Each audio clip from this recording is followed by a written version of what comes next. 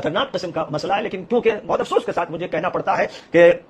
دیوبند کے دو ٹکڑے ہوئے، سن 1980 کی بات ہے، اور ایک دیوبند حضرت مولانا محمد قاسم نانوتوی رحمۃ اللہ علیہ نے قائم فرمایا تھا، اور ان کے اہل بیت اس کو چلا رہے تھے نہایت حسن و خوبی کے ساتھ. اور واقعہ یہ ہے کہ حضرت مولانا قاری محمد طیب صاحب رحمۃ اللہ علیہ جو حضرت مولانا قاسم نانوتوی رحمۃ اللہ علیہ کے پوتے تھے، اتنے نفیس آدمی تھے، اتنے زیادہ ربانی عالم تھے، ایسے بزرگ اور اللہ والے تھے کہ ان پر شبہ کرنا جائز نہیں. لیکن دیوبند کے کچھ ایسے مولوی تھے یزیدی قسم کے جنہوں نے ان کی بے عزتی کی، ان پر فتوے لگائے، ان کو نکال دیا، یعنی اہل بیت کو نکال دیا اور ان پر ظلم کیا اور ان کے ساتھ سخت زیادتیاں کی اور دیوبند پر قابض ہو گئے. اب ظاہر ہے کہ وہ دیوبند پر قابض ہوئے اندرا گاندھی کے ذریعے، تو یہ دوسرا دیوبند جو اصلاً پہلا تھا جسے اہل بیت کو نکالا گیا، یہ دیوبند اندرا گاندھی.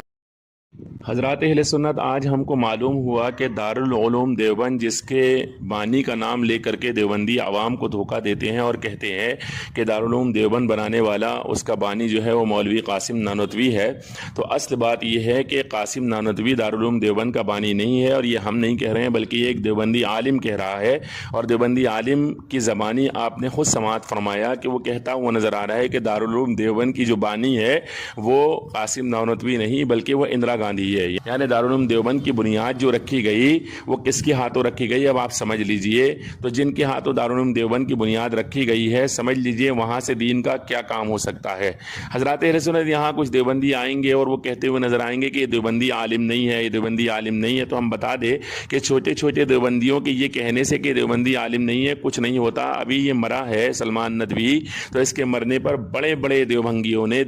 نے اپنی جگہوں سے اس کے لیے تعزیت نامے پیش کیے ہیں، اور اس سے ثابت ہوا ہے کہ دیوبندی اس کو اپنا عالم مانتے ہیں. ہاں، دیوبندیوں میں تقیہ بالکل جائز ہے، روافض کی طرح. جس طرح روافض تقیہ